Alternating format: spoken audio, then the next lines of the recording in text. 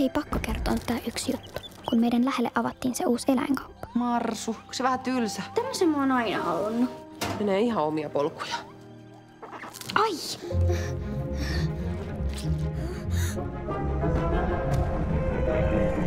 Tää on taatusti jotain uutta.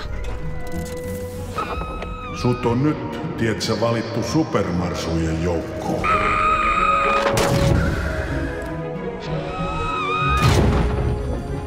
Simo on mun paras kaveri, mutta monen mielestä outo. Rasvaantero kiusaa sitä. Jee, supervoimat. Voinko mä nyt rakittää rasvaanteron? Voimia ei saa käyttää väärin. Sen isäkin on outo. Sillä on sellainen leväruokakioski rannassa.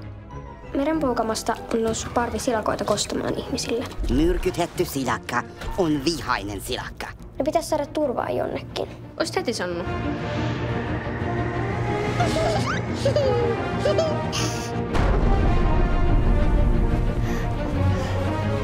Te ette saa muuttaa pois.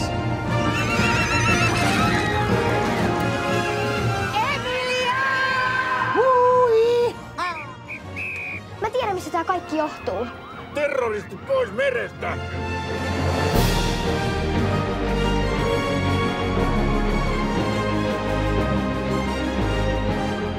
Mä oon supermarsu, tajutko? Vähän olo olla joku marsu, mut silti. Mä oon supersankari. Ai sä oot tollaset hankkinut. No hienot. Hei, laita ne vaikka vappuna. Kalabali.